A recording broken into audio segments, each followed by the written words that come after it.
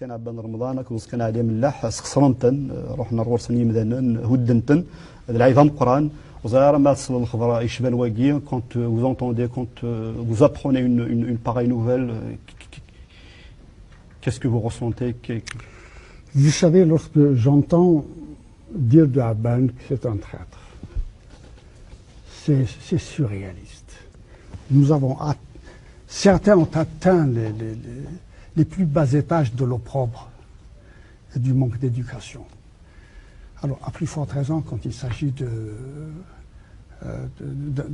d'actes de vandalisme contre l'homme que je considère comme le véritable créateur du FLN, c'est-à-dire du FLN politique, et qui a fait que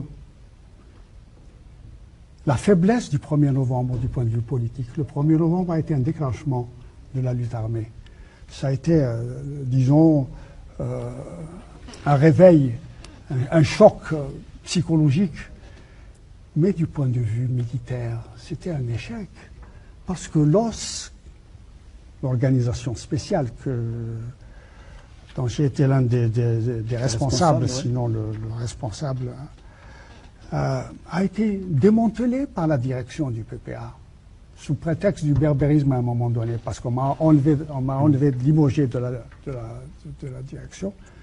Donc, l'OS ayant été démantelé 2 ans auparavant, il est évident qu'il n'y a pas eu d'action significative qui puisse être, disons, des actions de résistance, et surtout qui puisse être à l'échelle de toute l'Algérie. Nous avions une organisation puissante, nous étions capables de déclencher et d'entraîner avec nous le Maroc et la Tunisie, alors que à l'époque où nous avons déclenché le 1er novembre, qu'est-ce qui se passait? Pourquoi nous avons profité de l'occasion du 1er novembre? C'est parce qu'au Maroc et en Tunisie, ils nous ont dépassés. La violence a commencé, la résistance a commencé. Nous qui étions supposés être à l'avant-garde, nous étions à la traîne parce qu'il y avait une scission au sein du PPA-MTLD. Il y avait des luttes dans la rue entre les messalistes et les centralistes. Ouais. Donc le déclenchement a été très faible.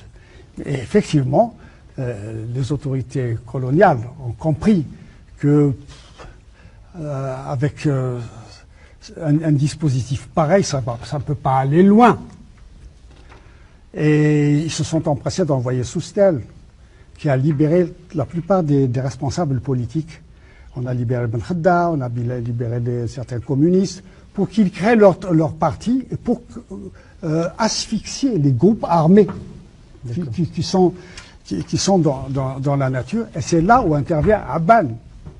Il a réuni toutes les sensibilités, et c'est lui qui est à l'avant-garde.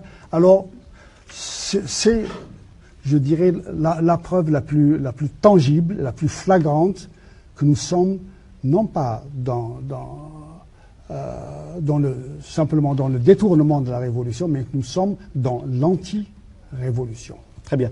Monsieur Hussein Ahmed et notre assistance aussi, je vous propose maintenant de voir un petit sujet, un petit VTR qui va poser la première problématique de cette émission. Disons parce que le 1er novembre, comme vous le dites, n'est pas venu comme ça. Donc il y a toute une série d'événements, une situation politique qui existait avant le...